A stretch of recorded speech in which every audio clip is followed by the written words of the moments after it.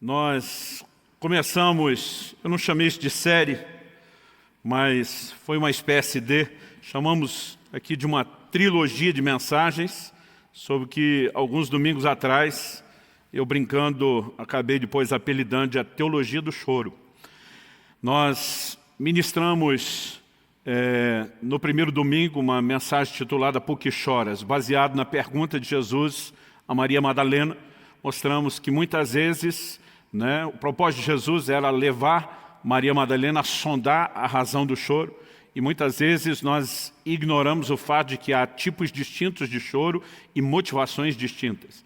Então falamos que a primeira delas é quando choramos sem necessidade, porque podemos ter uma outra percepção daquilo que nos fez chorar, de alguma intervenção de Deus que ainda não foi compreendida ou percebida, e essa descoberta por si, ela elimina o choro. Nós falamos de choro com a motivação correta, e esse tendo o poder de atrair a ação de Deus em nosso favor, como é, por exemplo, a declaração de Deus através do profeta Isaías para o rei Ezequias, quando ele diz: eu vi as tuas lágrimas e ouvi as tuas orações. As circunstâncias mudaram, houve intervenção de Deus, e alguém poderia dizer a partir dessa declaração que as lágrimas têm o poder de chamar a atenção do homem, chamando a atenção de Deus. Mas a gente também mostrou que isso não é sempre verdade. Há lágrimas que Deus deliberadamente ignora, como ele diz em Malaquias 2,13. Vocês cobrem o meu altar com choro, com lágrimas, mas eu não atento para a oferta de vocês. E vimos que esse é o tipo de choro com motivação errada. Fizemos inclusive uma distinção entre arrependimento e remorso. Mas a gente seguiu mostrando que o choro pode providenciar intervenções e mudanças da parte de Deus. Algumas vezes as mudanças vão acontecer nas circunstâncias, como foi com Ezequias, mas vimos também que outras vezes a mudança não vai acontecer do lado de fora, ela vai acontecer do lado de dentro. Hebreus nos diz lá no capítulo 5, dos versículos 7 a 9, falando a respeito de Jesus no Getsêmani, diz que ele levantou a Deus forte clamor com lágrimas. Foi ouvido pela sua piedade, mas mesmo sendo filho, a Bíblia diz, aprendeu a obediência pelas coisas que sofreu e foi aperfeiçoado. Ou seja, Deus não mudou as circunstâncias que o levaram a chorar. Deus o mudou na condição de homem. Ele foi aperfeiçoado, aprendeu a obediência. Então, a gente diz que alguma coisa vai mudar ou do lado de dentro, ou do lado de fora. Na semana passada, trabalhamos a ideia das lágrimas no odre, como diz o salmista, e vimos que Deus tem um processo de transformar tristeza em alegria. Essa mudança não acontece apenas porque Deus mudou uma circunstância ruim em favorável. A gente viu que essa mudança pode acontecer a despeito das circunstâncias. E hoje eu quero inclusive fortalecer um pouquinho mais essa ideia. Mas a gente também viu que o choro tem tempo de duração. É legítimo chorar. O choro não é só fisiológico, emocional, mera válvula de escape. Ele relaciona de alguma forma, mesmo com esse ambiente da vida espiritual, da vida com Deus, mas procuramos entender o que significa. O choro pode durar uma noite, mas a alegria vem pela manhã.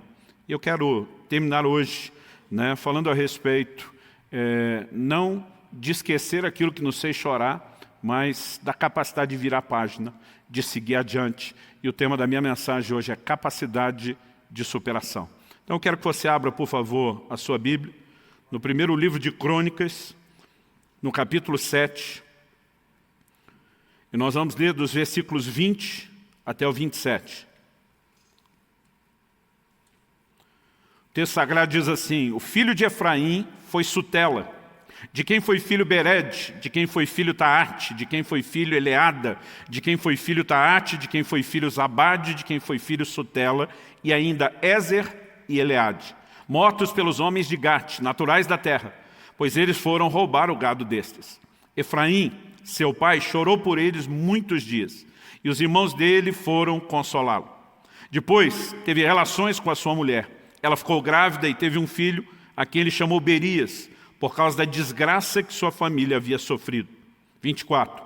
Sua filha foi Será, que edificou Bet-Horon de baixo e Bet-Horon de cima, bem como Zen Será.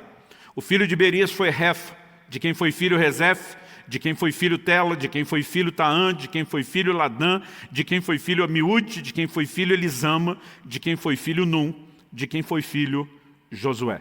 Eu quero tomar esse pedaço de uma genealogia registrada aqui em 1 Crônicas, capítulo 7, como o nosso ponto de partida. Honestamente, quero admitir que quando criança, na leitura bíblica corrida, quando começava em Gênesis, eu ia bem até Êxodo 25. Quando começava a construção do tabernáculo, eu não conseguia entender nada daquilo e daqueles detalhes, né? Principalmente porque, além de criança e com pouco conhecimento, a gente ainda lia aquelas versões da Bíblia cheias de palavras e termos complicados e difíceis. Então eu pulava os últimos 15 capítulos do livro de Êxodo, até o 40, eu não lia mais nada daquilo. Mas eu já aproveitava o esforço do salto e pulava o livro de Levítico inteiro, porque eu também achava muito complicado tentar entender toda aquela dinâmica do funcionamento, né, do sacerdócio do Velho Testamento. E no embalo do pulo, eu ainda atropelava os primeiros capítulos de Números, porque são genealogias. Eu não sei você, eu nunca fui empolgado para ficar lendo genealogia na Bíblia. Às vezes a sensação que eu tinha era que era melhor ler uma lista telefônica, pelo menos os nomes seriam mais atuais, né? No entanto, há algumas coisas que com o tempo você aprende. Romanos 15:4 diz que tudo quanto foi escrito, para nosso ensino foi escrito, até mesmo as genealogias. É por meio delas, por exemplo, que nós descobrimos que na genealogia de nosso Senhor Jesus foram incluídas mulheres que, se não fosse a graça de Deus, não estariam lá, né? Pessoas que nem eram parte do povo de Israel ou da linhagem. Não estou falando apenas da história delas e de como, né, elas foram incluídas lá a despeito de práticas pecaminosas, mas elas nem estariam lá. E através desses registros, nossa mente começa a entender, inclusive, verdades importantes do reino de Deus, né? Como continuidade geracional. As coisas não começam comigo e com você, não começam na gente e não terminam conosco. O que Deus está fazendo nessa terra é muito maior do que eu e você, ou do que a nossa existência aqui na terra. Muitas vezes nós temos a mania de pensar como se o mundo girasse em torno de nós. E essas coisas nos lembram que todo mundo que nasce, uma hora morre. Nós não estamos aqui para sempre, né? E temos que sempre pensar além desse momento ou da efemeridade da vida, como você queira chamar. Mas o ponto, além de reconhecer que tudo foi escrito para nosso ensino, é que foi escrito, é que em 1 Coríntios 10:11, Paulo diz: essas coisas que aconteciam a Israel foram registradas com um propósito. Não apenas para que a gente tivesse informação da história, mas a Bíblia diz que foram registradas para advertência nossa, para nosso exemplo de quem são chegados os fins dos tempos. Quando você olha para o ensino de Jesus, muitas vezes ele fazia alusão a episódios do Velho Testamento, na história, né, de homens de Deus que já andaram por esse mundo, e ele tirava aplicações muito práticas, às vezes, né, sem que a gente conseguisse, não fosse a aplicação que ele fez, ter enxergado aquelas verdades. Por exemplo, quando Jesus se refere tanto, né, a Elias, dizendo, olha, tinham muitas viúvas em Israel nos dias do profeta Elias, mas a nenhuma delas foi ele enviado, a não ser uma de fora dos termos de Israel. Jesus conclui, porque um profeta não tem honra na sua pátria. Ele diz, haviam muitos leprosos nos dias de Eliseu, né? Mas a nenhum deles foi ele enviado, a não ser a Naamã, o general Ciro, também fora dos termos da nação. E Jesus começa a aplicar mais uma vez aquilo que poderia servir só como acidente, se a gente mencionar só Elias. E agora ele começa a documentar com testemunhas, nas entrelinhas das histórias, princípios estão sendo sempre revelados. Olhamos para Jesus, para os apóstolos, e a recorrência aos episódios da vida, né, dessas pessoas ou dos relatos do Velho Testamento é frequente. Por quê? Porque há lições que podem ser tiradas. Então, estabelecido aqui, né, o reconhecimento da importância dessas histórias, e no meio dessa genealogia nós temos um registro pequeno, resumido, da história de Efraim. Efraim era filho de José, né? José, filho de Jacó, que era filho de Isaac, que era filho de Abraão, o patriarca, o pai da fé. Efraim nasceu no Egito. José teve 2 filhos no Egito, né? Manassés e Efraim. E ele ali nasceu, ali cresceu. Então essa história acontece no tempo em que a nação de Israel, né, ou os filhos de Israel, vamos chamar assim, né, mudaram-se de Canaã para o Egito, ali se estabeleceram na terra de Gósen, e Efraim ali nascido, ali criado, ali crescido, agora tem os seus filhos. Então, a palavra de Deus nos mostra que a nação de Israel ficou 430 anos no Egito. Nós não sabemos exatamente quanto tempo isso aconteceu após a descida deles para lá. No entanto, me parece que não haviam passado tantas décadas assim. Eles estão no início da sua história no Egito. E no meio dessa informação, aparentemente só de uma genealogia, né? E 1 Crônicas está falando da genealogia de todos os filhos de Jacó. No meio dessa informação sobre Efraim, nós temos aqui essa informação, né, no versículo 21. O verso 21 diz que Ézer e Eleade eram filhos de Efraim, mas o texto diz que eles foram mortos pelos homens de Gate, naturais da terra. Então esse termo naturais da terra mostra que não apenas eram homens, né, que estavam visitando o Egito. Gate fica na região da terra dos filisteus, a chamada Palestina, né, que você consegue localizar hoje. Então, os filhos de Israel tinham morado em Canaã, tinham descido de lá, porque havia comércio entre Canaã e o Egito. Eles mesmo, antes de se mudar para o Egito, foram negociar e comprar comida. Eles trabalhavam com gado, era a expertise deles. Provavelmente, mesmo depois estabelecidos no Egito, eles estão fazendo negócios com as pessoas de Canaã. Há uma divergência entre as diferentes traduções e às vezes é difícil entender se enquanto eles foram à terra de Gate dos filisteus para negociar, os filisteus é que tentaram roubar o gado deles, ou, como a maioria acredita, se os filhos de Efraim é que estavam lá tentando roubar o gado dos filisteus. O ponto mais importante aqui não era quem estava tentando assaltar quem. É que no meio desse, né, episódio já triste por si mesmo, uma tragédia maior se estabelece, os dois morrem. Qual o resultado dessa perda? Verso 22 diz, Efraim, seu pai, chorou por eles muitos dias. Então aqui nós temos uma reação do choro, do qual a gente vem tratando abertamente nesses dias, né? E ele está chorando a dor da perda, ele está chorando, né, o fato de que 2 de seus filhos, isso não é a ordem natural das coisas, né? Anos atrás, eu tive que enfrentar o luto, enterrando meu pai, mas ainda, quando você tem esse tipo de situação, você está vivendo a ordem natural das coisas. Quando os pais acabam tendo que enterrar os filhos, é uma dor muito diferente, né? Nós somos em 3 homens na família, eu sou o irmão do meio, mas era para a gente ter tido uma caçulinha. Ela nasceu, né? Essa garota viveu apenas 2 dias e faleceu, né? E a dor que a gente, mesmo quando criança, podia perceber nos pais, embora não conseguisse entender aquilo tudo que estava acontecendo, né? Era evidente. Por quê? Porque a ordem acaba sendo invertida. E aqui Efraim não está vivendo só a dor da perda. Ele está vivendo, né, a dor da perda num contexto ainda diferente da ordem natural das coisas. Então ele chora, e a Bíblia diz, chorou por eles muitos dias. Nós não sabemos quanto tempo ele chorou, mas a Bíblia está dando a entender que o luto foi grande, que a dor se estendeu por muito tempo. No entanto, o mesmo versículo 22 introduz outra informação, diz, e os irmãos dele foram consolá-lo. Então aqui nós temos o início de uma transição. Os irmãos chegam para consolar. Verso 23 diz, depois ele teve relações com a sua mulher. Ela ficou grávida e teve um filho, a quem chamou Berias. O nome Berias no original é uma palavra muito parecida, né, com uma outra palavra que no grego significa desgraça. Então a Bíblia diz, chamou o filho de Berias por causa da desgraça que a sua família havia sofrido. Se você estiver usando uma tradução mais antiga, dessas baseada em literalidade, provavelmente, né, a expressão que esteja aí é porque as coisas iam mal na sua casa. Algumas que trabalham, né, a soma de literalidade ou, às vezes, equivalência, tentam, em vez de só traduzir o sentido, né, fazer esse jogo de palavras que tem a ver com a palavra desgraça. Havia uma desgraça acontecendo.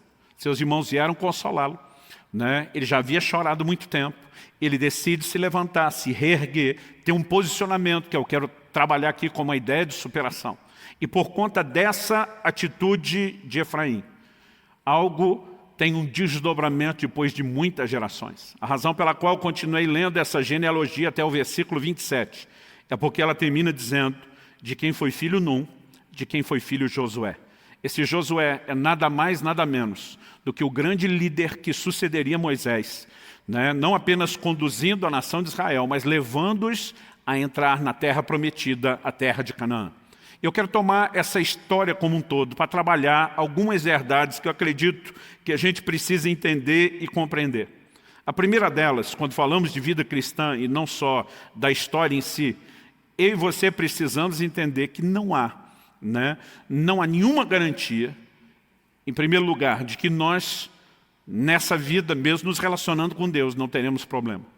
E a outra verdade que você precisamos entender, que ela está bem ligada, é que a nossa alegria não precisa e não deveria ser circunstancial. Muitas vezes nós construímos uma fantasia de que se estamos servindo a Deus, nós não vamos ter problemas. E Deus vai se certificar de que tudo, o tempo todo, todas as circunstâncias nos sejam favoráveis para que a gente viva sorrindo, sem nunca precisar chorar. No entanto, isso não é verdade. E antes de construir só a ideia do problema que essa família passa, eles particularmente enfrentaram a dor da perda de 2 filhos, Efraim chora por isso, mas quando a gente olha para as Escrituras, a gente pode e deve reconhecer que não há garantia nenhuma de não enfrentarmos problemas, pelo contrário. Mesmo na casa de homens de Deus, de servos de Deus, a gente percebe que a dor, a tragédia, os problemas muitas vezes se manifestam e se instalam. Quando a gente fala da própria linhagem de Jacó, ele teve problemas com seu irmão, precisou fugir de casa, fica 20 anos ausente. Quando volta agora com seus filhos, no caminho de volta em Siquém, Diná, sua única filha, ela é violentada lá em Siquém. Nós temos episódios ao longo da história que envolvem muita dor. José, seu filho, é vendido pelos próprios irmãos. O fato é ocultado do pai durante anos, que vive o luto da perda, sem sonhar que o filho tivesse vivo. Então, eles passavam por circunstâncias, e a palavra de Deus faz questão de registrar isso tudo de forma honesta, para que eu e você saibamos o que aconteceu. Quando você olha para a vida de Davi, está certo que o registro bíblico também mostra que Davi não foi aquela Brastemp quando você fala em termos de paternidade, mas ele teve filhos cometendo incesto, irmão matando irmão dentro da família. Muitas vezes a tragédia se manifestou. A gente pode olhar para alguns casos e dizer isso não precisaria ter acontecido dessa forma, mas há outros que eu e você simplesmente não temos resposta e é melhor não tentar inventá-las. Mas a verdade é que quando a gente põe de lado essa fantasia de que não há garantias de que a gente não tenha problema, nós precisamos entender que felicidade, alegria, no contexto da revelação bíblica, não depende das circunstâncias que eu e você enfrentamos ou atravessamos. Se não tivermos uma teologia, um entendimento bíblico forte a respeito disso, nós não vamos sobreviver. Eu tenho visto muita gente enfrentar verdadeiras crises de fé, porque não foram preparados para lidar com essa realidade. Então eu queria citar apenas 3 textos bíblicos aqui, para deixar essa ideia mais clara. Em Mateus capítulo 13, nos versículos 20 e 21, quando Jesus, na parábola do semeador, fala que uma das sementes caiu em solo pedregoso ou rochoso, dependendo da versão. Quando chega nos versos 20 e 21 de Mateus 13, Jesus explica o sentido disso na alegoria. E ele diz: o que foi semeado em solo rochoso, esse é o que ouve a palavra e logo a recebe com alegria. Ele diz: mas ele não tem raiz em si mesmo, sendo de pouca duração. Quando chega a angústia ou a perseguição por causa da palavra, logo se escandaliza. Ele está falando de alguém que é movido à empolgação circunstancial. Recebeu a palavra, um novo entendimento, está feliz, está contente, mas não tem raiz, não tem profundidade. Então, quando a angústia chega, a circunstância mudou, o sentimento mudou, ele perde aquilo que deveria ter construído de uma forma diferente. Em João, no capítulo 16, no versículo 33, Jesus diz: eu falei essas coisas para que em mim vocês tenham paz. Guarda essa frase: em mim vocês tenham paz. Ele diz: no mundo vocês passam por aflições, mas tenham coragem, eu venci o mundo. Jesus garante que eu e você teríamos aflições, problemas, mas ele está dizendo: você vai ter paz em mim. Em outras palavras, ele está dizendo: se você tentar fundamentar essa ideia e o conceito de paz, de sentimentos bons, baseado nas circunstâncias, vai dar ruim. Ele diz: mas se você entender que sou eu a fonte, quando as aflições vierem, você pode ter bons sentimentos, você pode ter bom ânimo, você pode ter coragem. Por quê? Porque isso não foi edificado em cima daquilo que você passa ou enfrenta. E terceiro e último lugar como exemplo, Tiago capítulo 1, versículo 2. A Bíblia diz: meus irmãos, tenham por motivo de grande alegria o passardes por várias provações. Parece um paradoxo, parece uma contradição. Então eu tenho que ter alegria por ter tristeza. Em outras palavras, a Bíblia está dizendo, é inevitável que você vai enfrentar situações que contristem você. Então saiba o seguinte, no meio dessas circunstâncias desagradáveis, você não apenas pode sair melhor do que entrou, pode crescer, mas a sua fonte de alegria não é circunstancial. O apóstolo Paulo deixa isso claro em Filipenses, no capítulo 4, quando ele diz, eu aprendi a viver contente em toda e qualquer situação. Em outras palavras, ele está dizendo, não é a circunstância que eu enfrento que define se eu tenho alegria ou realização. Ele diz, aprendi a viver contente em qualquer situação. Ele diz, eu sei enfrentar a abundância, mas eu sei enfrentar a escassez. Ele, no verso 13, conclui dizendo, eu posso todas as coisas naquele que me fortalece. Esse posso todas as coisas naquele que me fortalece, a igreja, de uma forma geral, tenta usar para poder de realização. Quando, na verdade, ele está falando de uma capacidade de suportar todas as coisas. Por quê? Porque é um Deus que nos fortalece para que a gente suporte qualquer tipo de situação, seja ela boa ou ruim. Era esse tipo de convicção que fazia a gente, como Paulo e Silas, na prisão, lá em Filipos. A Bíblia diz perto da meia-noite, quando era literalmente hora de todo mundo estar dormindo. Eles não dormiam, não deixavam ninguém dormir. Tinham sido açoitados, estavam com os pés pendurados no tronco, mas você não vê eles murmurando ou reclamando contra Deus. Senhor, cadê você? Onde está o cumprimento da sua promessa? A Bíblia diz, eles oravam e cantavam louvores. Essa é a razão porque nós temos no início da era cristã uma igreja forte e imparável. Eles não construíram essa ideia de que realização era circunstancial. E nós precisamos entender, a fonte de toda alegria e realização na vida de cada um de nós deve ser o Senhor, ponto final. A partir disso, se Deus nos permitir viver alegrias circunstanciais, nós também vamos desfrutá-lo. Quando o Senhor diz para se alegrar com aqueles que se alegram, Ele não está falando de eu e você nos recorrer diretamente a Ele, a fonte de toda alegria. Ele está dizendo, dá uma olhada na vida do seu irmão. Ele tem um motivo para estar feliz, vai lá, seja solidário, fique feliz com ele. Mas se tiver outro chorando, seja solidário também e chore com ele. Porque as circunstâncias vão mudar. E se nós definimos o nosso humor e realização somente nisso, nós não vamos sobreviver a algumas tempestades. Então acredito que a primeira verdade que precisa ser construída é a remoção dessa fantasia de eu não vou ter problema. A questão não é se eu e você teremos problema, é quando é que isso vai acontecer. Isaías 43, a Bíblia diz assim, quando passares pelo fogo, ele não te queimará. Quando passares pela água, elas não te afogarão. Deus não está dizendo se você passar, Ele diz quando, porque vai rolar. Em algum momento vai acontecer. Mas a razão pela qual eu e você não precisamos de desespero, mesmo sabendo antecipadamente que algum momento vai acontecer, é porque Ele diz, eu estou com você, eu sou o seu Salvador. E é essa capacidade de conectar com Deus que faz toda a diferença. Então a razão de contar essa história é porque Deus quer que de fato a gente tenha, eu não estou falando aqui daquele tipo de pessimismo onde você vive esperando algo ruim acontecer. Tem gente que parece que vive acreditando para cada dia numa tragédia, para algo pior. Não estou falando de você viver na expectativa de que aconteça. Nós podemos esperar o melhor e estar preparados para o pior. Sem necessariamente sermos pessoas cheias de dúvida, de incredulidade ou de pessimismo, mas nós temos que ter uma estrutura de valores que nos ajude a suportar qualquer possível tragédia se ela em algum momento for enfrentada. Quem está entendendo, diga amém.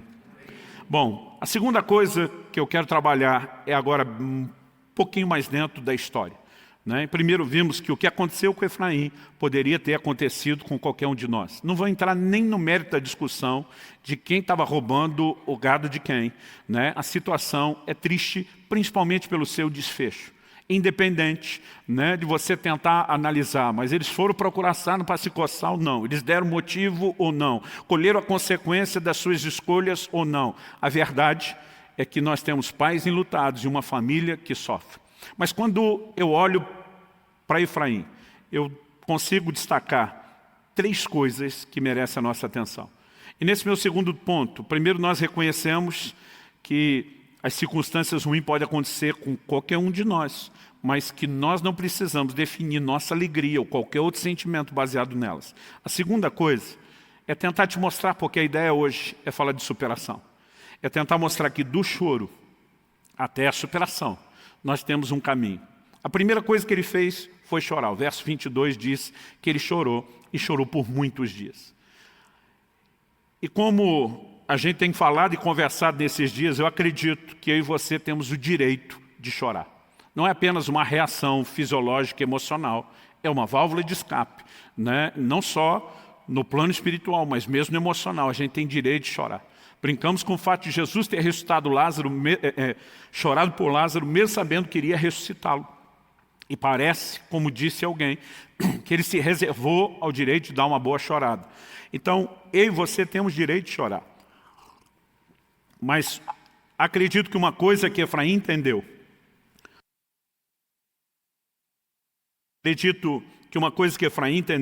foi que o choro não precisa ser ato contínuo. Há um momento de chorar, mas como a gente falou semana passada, o choro ele precisa ter um prazo. A Bíblia diz há tempo de chorar, mas a Bíblia não diz que eu e você temos que passar a vida chorando.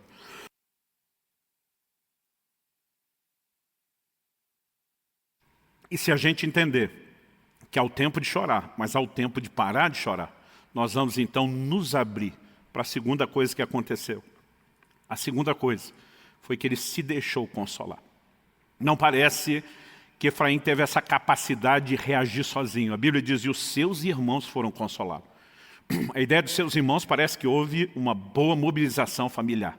É como se aquela turma se unisse e dissesse, nós precisamos tirar o Efraim do luto. Nós precisamos levantá-lo. Né? O luto é algo justo, né? O choro precisa acontecer, mas ele não pode definir o resto da existência de ninguém. Então essa turma se une e eles decidem consolar seu irmão Efraim. E conseguiram o resultado. Eu e você precisamos aprender a importância de não apenas receber consolo, mas de muitas vezes levar consolo. Né? Porque há pessoas que estão precisando receber e muitas vezes nós nos confundimos em relação a duas coisas que eu acredito que elas merecem uma distinção. Muitas vezes a gente confunde empatia, solidariedade com consolo. São duas coisas distintas. Quando a Bíblia diz chorai com os que choram, é empatia, é solidariedade. É muitas vezes você sentar do lado e dizer, você está no tempo de chorar, e eu vou fazer companhia, eu vou chorar com você. Está doendo, não é hora de ignorar a dor, não é hora de fingir que não aconteceu. Agora, consolo é diferente, né, de empatia ou de solidariedade. Consolo é quando os irmãos chegam e dizem, nós não vamos continuar chorando com você, nem vamos deixar você continuar chorando. Nós viemos aqui para abrir os seus olhos, para acordar você, para chacoalhar você se for preciso, para que você entenda que a vida continua. Você perdeu 2 dos seus filhos, o resto da família está vivo.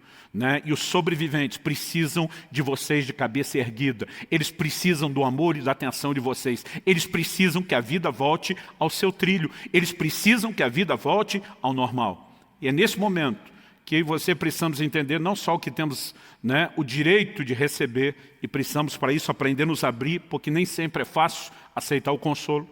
Muitas vezes, quando estamos presos na dor e alguém quer nos fazer parar de chorar, né? A reação, a emoção, muitas vezes que aflora dentro de nós é que aquela pessoa está sendo insensível à nossa dor e que, em vez de estar tentando nos ajudar, na verdade está nos desrespeitando.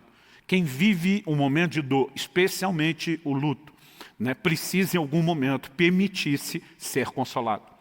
Mas o propósito de mexer nesse assunto não é apenas para que, se você em algum momento estiver chorando, né, se abra para o consolo, é para que de repente você possa ser um instrumento de consolo na vida de outras pessoas. Há pelo menos 2 ordenanças claras no Novo Testamento, falando em termos de imperativo, que é consolar uns aos outros. Elas se encontram em 2 Coríntios 13:11 e 1 Tessalonicenses 5:11. Nesses 2 momentos, Deus não está falando, né, apenas para um ou para outro, é mandamento recíproco. Isso aqui envolve mutualidade, eu faço para você, você faz para mim. Cada um de nós tem responsabilidade de fazer um para o outro, e a Bíblia diz, consolai uns aos outros. Se nós entendemos, por trás desse imperativo, que é mais do que empatia, é consolo, é uma ordem de Deus, então nós precisamos ter essa mentalidade de promover o consolo. Isso é uma fase importante. Para que a pessoa consiga sair do choro e chegar à superação, ela precisa necessariamente passar pelo consolo. E alguns não vão conseguir entrar nesse lugar sozinho. Alguns vão precisar de ajuda. É evidente que quando falamos de consolo, eu não estou excluindo nem a importância, né? E nem tampouco definindo aqui uma ordem cronológica do que vem primeiro, existe o aspecto de que alguém pode se fortalecer no Senhor. Há pessoas que às vezes têm essa capacidade de ir direto a Deus. Em 1 Samuel capítulo 30, a gente falou disso nos outros domingos, nós vemos quando Davi chega a Ziclag, encontra a cidade destruída, queimada, descobre que os familiares, mulheres e filhos dele, de todos os seus homens, tinham sido levados cativos. A Bíblia diz que eles choraram até não ter mais força para chorar. É um termo, né, único nas Escrituras. Alguém parar de chorar não porque foi consolado, mas porque não aguenta mais continuar chorando. Nesse momento, Davi viu que a coisa ia ficar ainda pior. Porque agora os homens, na amargura da perda, da dor, estão falando de apedrejá-lo. Então, 1 Samuel, capítulo 30, verso 6, diz assim, Davi, porém, se fortaleceu no Senhor seu Deus. É o momento que a ficha cai para Davi. E diz, esse negócio está ruim, mas vai ficar pior. E ele diz, seus homens não estão à volta conseguindo consolá-lo. Eles, na verdade, estão conspirando contra Davi.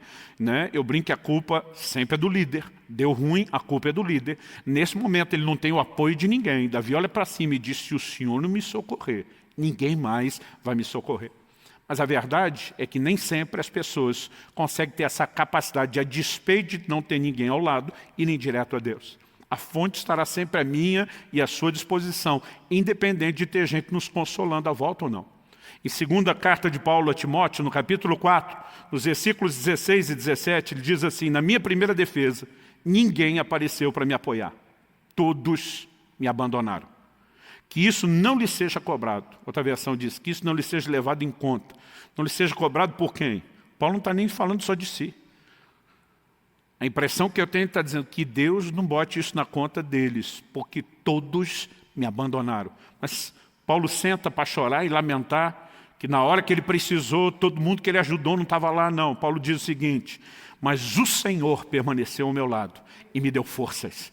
Né? Em outras palavras, ele está dizendo, se eles perderam a oportunidade de chorar comigo, ou depois estar ao meu lado, me consolar e me fortalecer, isso não significa que eu tenha desistido de recorrer à fonte.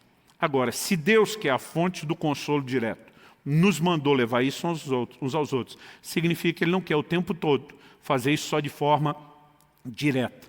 Ele quer fazer isso através de mim, Ele quer fazer isso através de você. E nós precisamos ter uma mentalidade de consolo. Porque muitas vezes, quem está naquele momento de dor tem dificuldade de virar a página, tem dificuldade de se levantar. Né? Acredito que muitas vezes as pessoas não entendem que a decisão de se reerguer envolve não apenas a decisão de parar de chorar, mas de vencer a paralisia que foi causada pela dor. E de alguma forma, os irmãos de Efraim conseguiram, né, levá-lo ao entendimento. Recomece, levante-se. Quando a palavra de Deus diz que ele se une à sua mulher e gera um outro filho, não está falando de substituição. Né? Só quem perdeu um filho, né, talvez entenda a profundidade da dor, mas nenhum de nós que é pai, mesmo sem ter perdido os filhos, vai ter dificuldade de entender que um filho não substitui outro. Todos são igualmente importantes, mas cada um tem a sua singularidade, o seu valor. Filho não é algo como, né, o seu automóvel, que se foi roubado, o seguro lhe paga outro, e de repente você fica satisfeito com a troca. Não é disso que nós estamos falando. Então, capacidade de superação, principalmente quando falamos do luto, não é nem ignorar a dor e o que te levou a chorar, não é esquecer isso.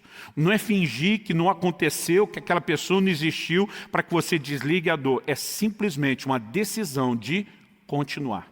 Aliás, depois de gerar o filho, o que mostra, né, essa ideia, essa visão de eu vou superar, a vida continua, eu vou me reerguer. A Bíblia diz que o nome que ele dá ainda era um lembrete do que a família tinha passado.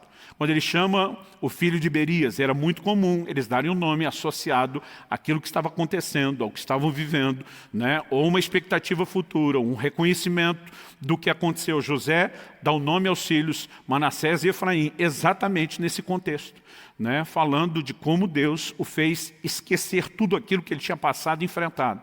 Efraim, em vez de ter uma atitude, um nome positivo da virada, ele dá o nome do filho de Berias. Diz, o negócio está ruim, né? Está difícil. Então significa que mesmo decidindo reconstruir, ele não simplesmente virou a página em termos emocionais da noite para o dia. E eu não quero parecer insensível aqui, mas nós precisamos entender que a palavra de Deus tenta nos apresentar uma visão, né? Muitas vezes fria para quem está passando a dor do luto, de que a vida continua. Em 1 Coríntios, capítulo 7, versículo 39, o apóstolo Paulo diz assim: a mulher viúva está livre para casar com quem quiser, contanto que seja no Senhor. A maior parte do tempo a gente usa esse texto só para regulamentar um novo casamento. Em caso de viuvez, pode casar de novo. Deus limitou e restringiu o universo de escolha, diz que cada um pode casar com quem quiser, né? Então não tem esse negócio de que fulano foi predestinado para mim ou eu para fulano, existe escolha. Mas Deus restringe o universo de escolha e diz: tem que ser no Senhor, tem que partilhar da mesma fé. E a maior parte do tempo a gente olha o versículo para falar só disso. Mas Deus não está falando só disso. Deus está dizendo: ei, o casamento deve ser respeitado, mas quando um foi, o outro tem direito de se reerguer, o outro tem direito de reconstruir, porque a vida continua. Então me perdoe, né? Principalmente quando a gente fala alguém que está vivendo num momento de dor, mas a vida continua. E a visão prática que a Bíblia está dizendo é, como diz o ditado dos antigos: viúva é quem foi, não é quem fica, né? Porque é uma vida a ser continuada. E Deus, nesse momento, não está dizendo: estou sendo insensível à sua dor. Ele está dizendo: eu quero abrir os seus olhos, eu quero ampliar os seus horizontes. Existe vida depois de todo tipo de dor. E os irmãos conseguem levá-lo a essa decisão. Agora, o que ele não sabia de imediato é o que a decisão de se reerguer produziria. E eu quero terminar. Meu terceiro e último ponto é dizer que coisas boas, e vou abrir e fechar parênteses para essa frase, e até melhores, ainda podem acontecer. Não significa que porque eu e você enfrentamos algum nível de dor ou de perda, que a vida terminou. Não significa necessariamente que as coisas boas que virão também são compensação. Mas eu e você precisamos acreditar que coisas boas e até melhores ainda podem acontecer. Eu fico olhando para a disposição desse homem de se reerguer. Num processo doloroso, aceita o consolo dos seus irmãos, diz: eu vou seguir em frente. Isso não significa que a dor desapareceu da noite para o dia, embora ele já não está chorando como antes. Ele está lidando com a realidade disso. Mas a partir de Berias, seu filho, nós temos nessa genealogia 10 gerações que vão nos colocar num homem chamado Josué. Josué, ele se torna um instrumento de Deus para conseguir colocar não apenas aquela família, não apenas aquela tribo, mas toda a nação dentro do cumprimento do plano e de uma promessa antiga que Deus havia feito àqueles ancestrais. Ou seja, quando você olha para essa história e resumindo ela aqui para onde é o nosso interesse, nós podemos entender que eles não apenas foram abençoados com a decisão de se reerguer, mas eles se tornaram bênção e eles presentearam toda a nação com algo que veio dessa decisão. Isso precisa nos fazer olhar a vida de uma forma diferente. Quando Deus quer nos levar a entender a importância do consolo, Ele não está colocando você no centro de tudo, como se você fosse, como eu falei antes, o Sol em torno do qual, né, os outros astros ou planetas da galáxia estão girando em torno de você. Na verdade, nós precisamos entender que toda disposição de nos reerguermos, de aceitarmos consolo, de fazer com que a vida siga, não diz respeito só a nós, mas aquilo que Deus deseja também fazer de nós para os outros. É muito egoísmo a gente achar que Deus veio me consolar só porque eu estou triste e aborrecido, como se eu sozinho fosse o fim de todas as coisas. Acredito que o amor de Deus por mim e por você é forte o suficiente para que Ele intervisse até por amor e misericórdia, única e exclusivamente de nós. No entanto, nós precisamos entender que a mentalidade doadora e não egoísta de Deus nunca vai nos sugerir em momento nenhum da Bíblia que coisa alguma de boa que aconteça tem que parar em mim ou em você. Tudo aquilo que Deus faz nas nossas vidas, Ele faz com uma intenção clara de transbordar. Então vamos tentar nos colocar no lugar de Efraim, na pele ou nos sapatos de Efraim, como dizem alguns. Efraim é filho de José. Impossível. Até eu e você hoje, né, cerca de quase 4.000 anos depois, conhecemos a história. Impossível Efraim, o filho de José, nascido do Egito, não conhecer a história do seu pai. Ele sabia que o seu pai foi traído pelos irmãos e vendido como escravo para o Egito. Ele sabia que por ser fiel a Deus e até ao Senhor na casa onde era escravo, ele foi preso injustamente. Ele sabia quanta dificuldade o pai passou, mas ele conseguiu assistir o desfecho da história. Uma história que é explicada com clareza para mim e para você em Romanos 8, 28, todas as coisas cooperam para o bem daqueles que amam a Deus e são chamados segundo o seu propósito. Nós precisamos acreditar que, independente de circunstâncias difíceis, dolorosas e até mesmo trágicas, há um Deus que não perdeu o controle de todas as coisas. Há uma história maior do que a minha e a sua dor. Há um desfecho melhor não apenas para mim e para você, mas nós podemos contribuir para algo que é maior do que nós. O reino de Deus é maior do que nós. O reino de Deus já existia antes de eu e você estarmos nessa terra. E acredite, ele continua depois que a gente sair daqui. Nós precisamos nos ver como pequenas engrenagens de algo que é muito maior do que a gente. Entender que a vida requer não apenas ser desfrutada num sentido egoísta, mas há um propósito a ser cumprido, há um propósito a ser vivido. E a decisão de recomeçar, essa capacidade de superação, né, que já existe potencialmente embutida dentro de cada um de nós, às vezes precisa ser provocada pelos outros, turbinadas pelo Senhor, mas essa capacidade de superação, ela nos leva a um lugar de utilidade para outros.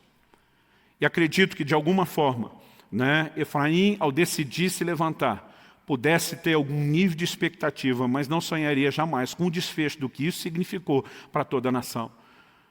Mas uma certeza que essa e as outras lições bíblicas nos deixam é que coisas boas e até melhores ainda podem acontecer. Quem está entendendo, diga amém. A gente gosta de falar de como, né, Davi, quando está fugindo de Saul, para naquela caverna de Adulão. E a Bíblia fala de homens que começam a se unir a ele. E a gente sempre brinca aqui porque essa é uma palavra que Deus nos deu antes do início da igreja. O Senhor disse que a gente seria uma espécie de caverna de Adulão.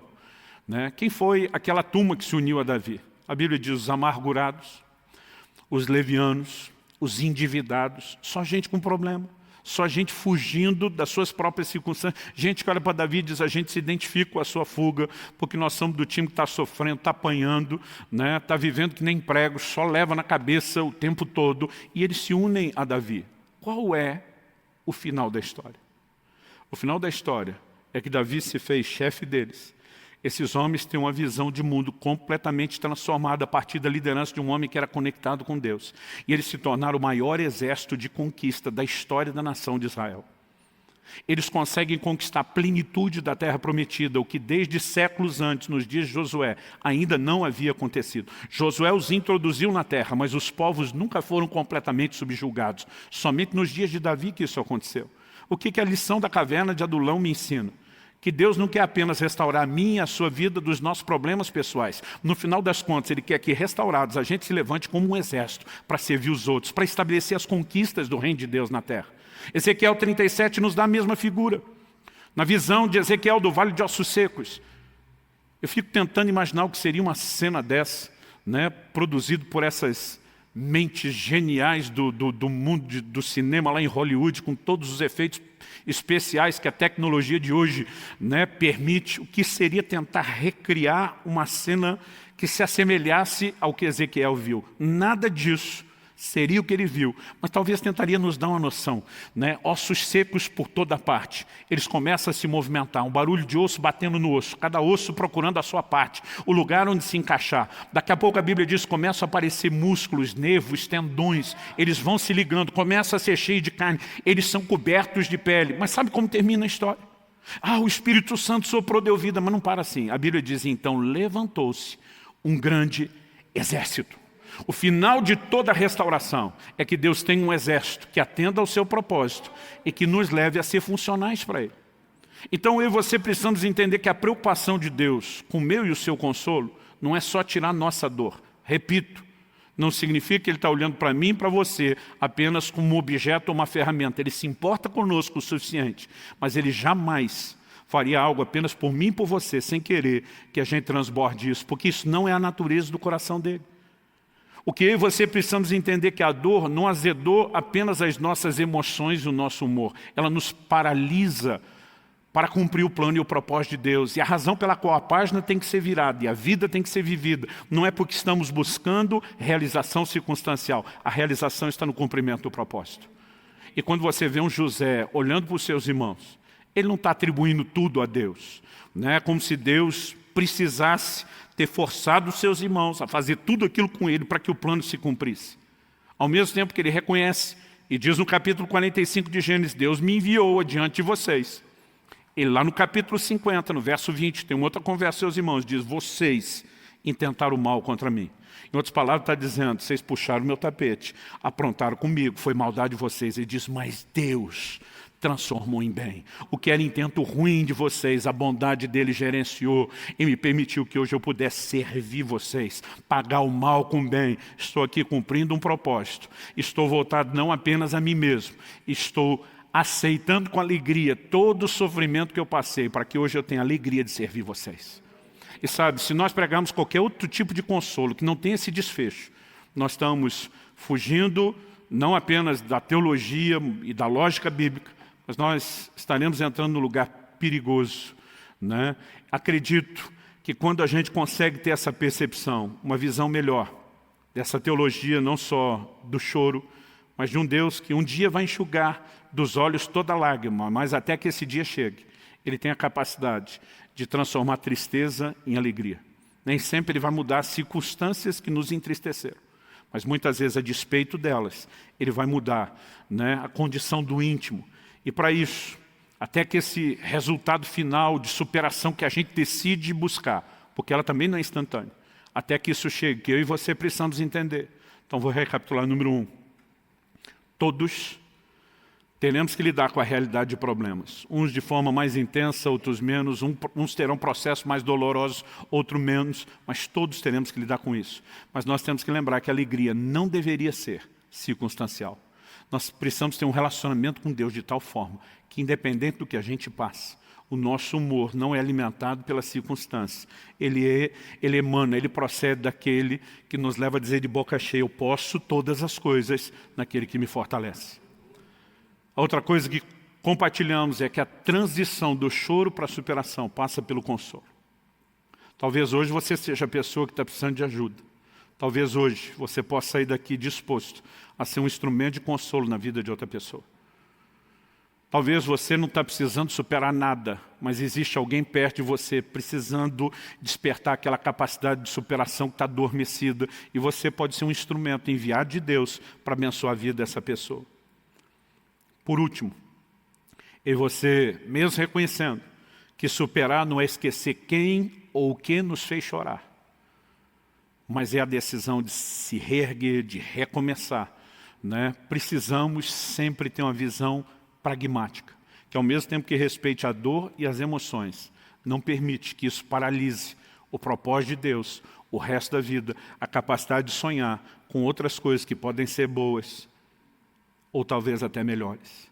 Eu acredito que se a gente tiver isso como um fundamento de entendimento bíblico no nosso coração, né, nós vamos ter uma capacidade não só de enfrentar momentos difíceis, e não só de sobreviver a eles, mas de nos levantarmos para cumprir plenamente o plano e o propósito de Deus. Quando eu olho para a família de Efraim, eu reconheço que eles poderiam ter continuado a chorar por mais tempo ainda. Eles poderiam ter desistido de tentar alcançar qualquer outras alegrias, realizações, mas se deixaram ser consolados. E aí podemos aprender com eles que a capacidade de prosseguir não abençoa só eles, abençoa toda a nação. Que presente foi essa 10ª geração, né, que procede da linhagem de alguém que decidiu não desistir. Se estiver firme no meu e no seu coração, eu e você poderemos superar, crendo que há um Deus que não apenas vai nos abençoar, mas vai transbordar isso de nós para os outros. Você recebe essa palavra em nome de Jesus? Vamos ficar em pé, vamos orar juntos.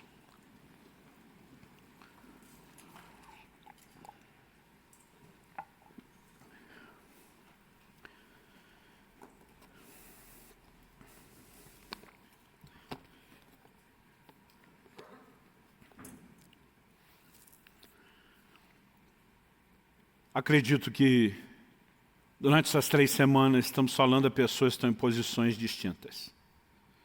Tem gente chorando. Tem gente vivendo um momento de dor. Tem gente vivendo perdas.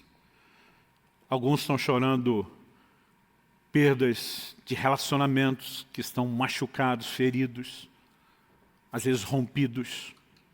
Alguns estão chorando perdas materiais e financeiras, não necessariamente porque são avarentos, né? Mas porque estão numa situação de dizer, no meio de tudo isso, como será a vida, em especial os chefes de família, como vou cuidar dos meus?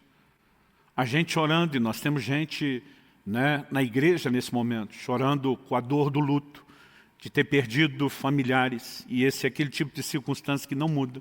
A mudança vai precisar em algum momento, depois da gente exercer o direito do luto, o direito do choro. A mudança tem que acontecer do lado de dentro. Mas aqueles de nós que não estamos enfrentando um momento de dor ou nada tão relevante agora. No entanto, isso não significa que eu e você não precisamos estar preparados através de instrução e orientação bíblica para saber como proceder se em algum momento a gente tiver que lidar com algumas dessas circunstâncias. Em momentos como esse, como nos mostrou Jesus, a gente não pode ser gente que não tem raiz e que simplesmente sucumbe na fé, né? Naufraga na fé, porque não se permitiu aprofundar raízes em Deus e ser fortalecido nele. Nós precisamos de uma fé sólida, de uma vida cristã que não seja superficial. Isso não se desenvolve sem que a gente considere, até de forma fria, o fato de que nós vamos ter que enfrentar esse tipo de dificuldade. Mas pode ser que, além de consolar alguns e preparar outros, Deus esteja aqui tentando turbinar o coração de alguns de nós, para que a gente seja os promotores desse consolo. E acredite, tem mais gente do que você imagina precisando da nossa instrumentalidade. Aliás, essa é uma das razões por que nenhum de nós deveria se deixar ser paralisado pela dor. Não se trata apenas de sobreviver à nossa dor. O apóstolo Paulo entendeu tão claro isso, que diz em 2 Coríntios 1,4, com a consolação que nós somos consolados, nós consolamos os outros. E diz no final das contas, eu não vou só sorrir dizendo Deus me abençoou e me ajudou.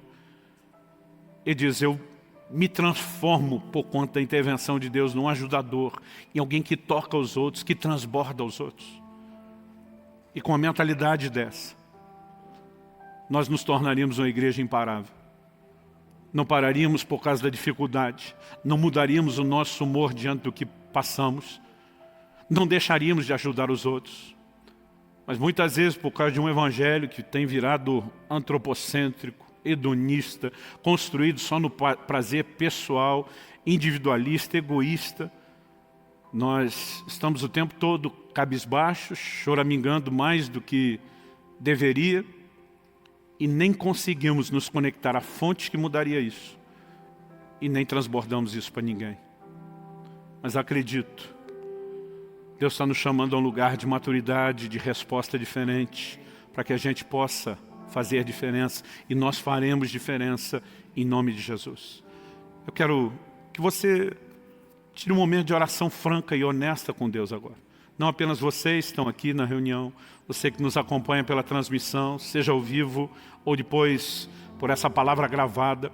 Eu quero lançar um encorajamento ao seu coração para que agora se desligue do que está acontecendo do resto e deixe o Espírito Santo soprar vida dentro de você.